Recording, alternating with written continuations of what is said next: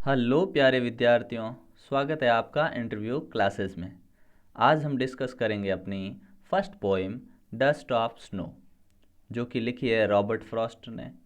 और आज हम डिस्कस करेंगे इसकी एक्सप्लेनेशन, इसके क्वेश्चन आंसर्स, इसमें कौन सी राइम स्कीम यूज़ हुई है और इसके पोइटिक डिवाइसेस यानी लिटरेरी टर्म्स, ये सारा डिस्कस करेंगे। चलिए स्टार्ट करते हैं अपनी poem. The way a crow shook down on me the dust of snow from a hemlock tree। यहाँ पे हेमलॉक ट्री होता है अपने एक पॉइजनस ट्री, मतलब जहरीला पेड़। ठीक है।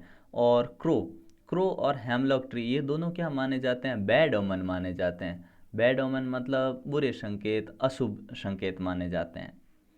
और डस्ट ऑफ स्नो, डस्ट कहने का मतलब यूँ तो लिटरली देखा जाए तो डस्ट इन होता है, छोटे छोटे पार्टिकल अपने धूल रेत कण ये हो सकता है। लेकिन यहाँ पे स्नो के जो छोटे छोटे पार्टिकल है बर्फ़ के है ना, उनको बोला गया है डस्ट।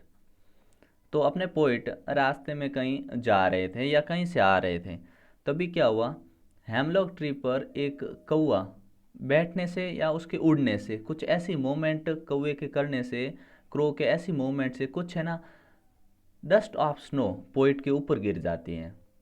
और उसके गिरने से होता क्या है, has given my heart a change of mood and saved some part of a day I had rude.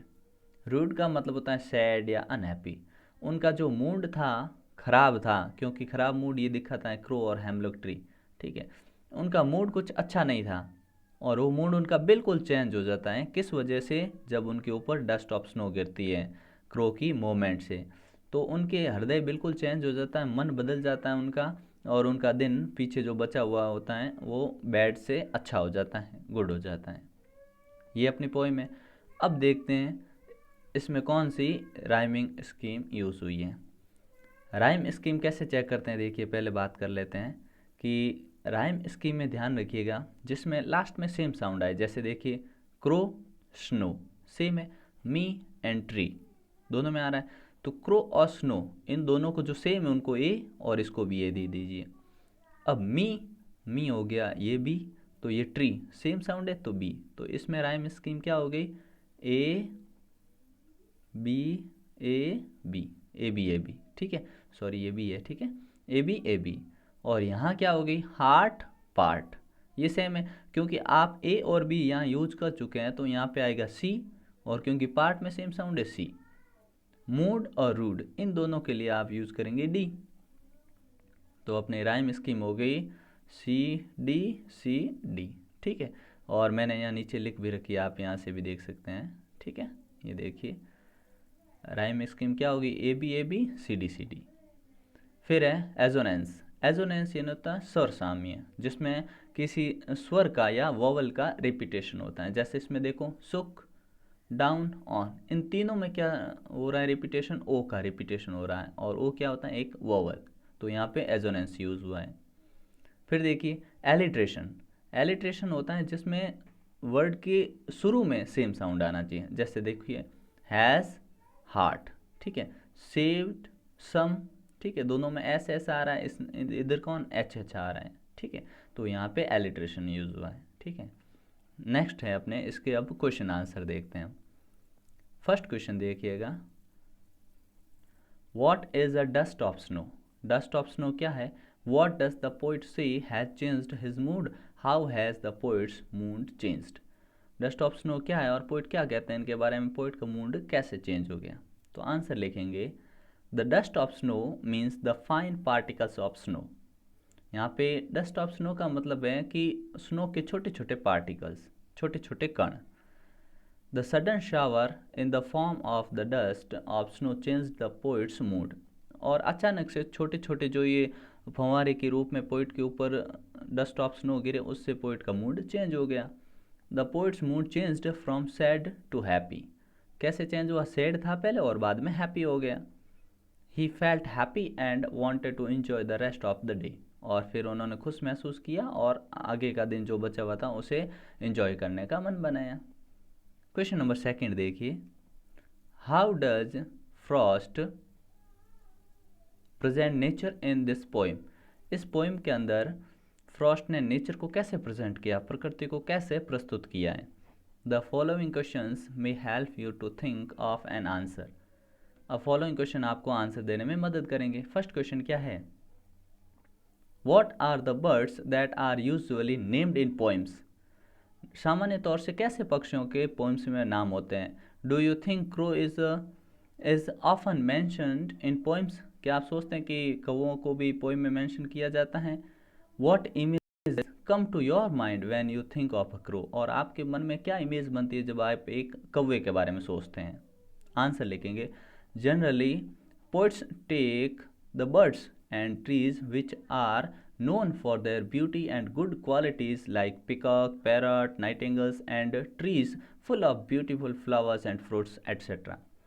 सामान्यतः ऐसे पक्षियों को लिया जाता है जो कि दिखने में सुंदर हो या उनमें अच्छे गुण हो, उनकी आवाज़ सुंदर हो, प्यारी हो, जैसे पिकॉक, पैरट, नाइटेंगल, बुलबुल वगैरह ये हो गए।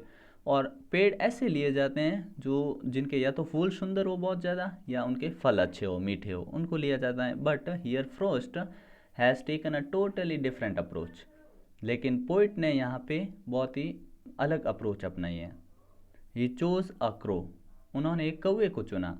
Crow is black in colour, कौवे का रंग कैसा होता है? ब्लैक होता है, काला होता है। विद वेरी हार्श वॉइस, और उसकी आवाज़ कैसी? हार्श, मतलब थोड़ी कड़वी, कठोर कह सकते हैं आप। And is believe to be a symbol of bad omen, और इसको थोड़ा बुरा संकेत माना जाता है, मतलब अशुभ माना जाता है। Thinking of a crow brings very depressing and sorrowful picture to our mind, और कौवे के बारे में सोचने से हमारे दिमाग में थोड़ी डिफरेंट सी पिक्चर बनती है, डिप्रेसिंग बनती है और सॉरफुल मतलब तनावग्रस्त और दुख भरी बनती है। ठीक है, क्योंकि उसे हम बैड ओमन मानते हैं। नेक्स्ट क्वेश्चन है अपना, again what is a hemlock tree? Hemlock tree क्या है? Why doesn't the poet write about more beautiful trees such as a ampel and an oak and a pine? तो पोइट हेमलॉक ट्री क्या है, और poet ने जो ज़्यादा सुंदर है उनके बारे में नहीं लिख के इसको बारे में क्यों लिखा? तो आंसर होगा a hemlock tree is poisonous plant with small white flowers. Hemlock tree क्या होता है? एक पॉइजनियस जहरीला पेड़ होता है जिसके सफ़ेद फूल होते हैं। He choose the hemlock tree to show his feelings of, उन्होंने अपनी फीलिंग्स को शो करने के लिए, ऑफ सैडनेस एंड रिग्रेट को शो करने के लिए हेमलॉक ट्री को लिया। नेक्स्ट क्वेश्चन है, what does the crow and hemlock represent, joy और सोरो? यहाँ पे क्रो और हेमलॉक ट्री ने ये क्या शो कर रहे हैं? जॉय को, खुशी को, या सोरो, दुख को शो कर रहे हैं? बताना आपको। What does the dust of snow, और यहाँ पे जो डस्ट ऑफ स्नो है, that the crow shaken of a hemlock tree stand for, और यहाँ पे जो डस्ट ऑफ स्नो ये क्या दिखाता है? जो कि कौवे की मूवमेंट से हेमलॉक ट्री से नीचे गिरी थी। तो आंसर होगा अपना the crow and hemlock tree represent sorrow and sadness. दोनों ही क्या दिखाते हैं? सोरो एंड सैडनेस, उदासी और दुख दिखाते हैं। The dust of snow stands for something joyful, और जो डस्ट ऑफ स्नो होती है वो क्या दिखा रही है अपने? जॉयफुल, कुछ खुशी दिखा रही है। ठीक है, जो पोइट का मूड चेंज हो जाता है उसी की वजह से। The dust of snow changed poets mood, जिसने कि पोइट का मूड चेंज कर दिया था। लास्ट क्वेश्चन है अपना, have there been times when you felt depressed और होपलेस? आपने कभी क्या ऐसा फील किया है जब आप डिप्रेस्ड या होपलेस, आशाहीन या निराश हो गए हो, ऐसा महसूस किया? Have you experienced a similar, क्या आपने भी ऐसा मोमेंट, क्षण आया आपके जीवन में जब that changed your mood that day, जिसकी वजह से आपका उस दिन मूड चेंज हो गया हो? तो आप आंसर लिख सकते हैं, yes there have been many times when I was in a bad mood. हाँ, बहुत बार होता है जब हमारा मूड ख़राब होता है। But something always changed my mood, लेकिन कुछ ऐसा होता उसी दिन जिससे मेरा मूड चेंज हो जाता। ठीक है, once I had quarrel with one of my friends, एक बार मेरा दोस्तों के साथ झगड़ा हो गया। Then I went to home, फिर मैं घर गया। And I heard old melody, melody, अब यहाँ पे मेलोडी के बाद में आपको लिखना है सॉन्ग लिखना है। क्या लिखना है? Song, SONG, melody songs, melody songs. Then my mood was changed, और मेरा मूड चेंज हो गया। ठीक है, इस प्रकार आप आंसर लिख सकते हैं। आपका आंसर अलग भी हो सकता है इससे। ठीक है, तो ये अपनी फर्स्ट पोएम कंप्लीट हुई। मिलते हैं नेक्स्ट पार्ट में, और आपको 10th का कंप्लीट सिलेबस यहाँ मिलेगा। ठीक है, तो मिलते हैं नेक्स्ट पार्ट में, तब तक के लिए गुड बाय, जय हिंद।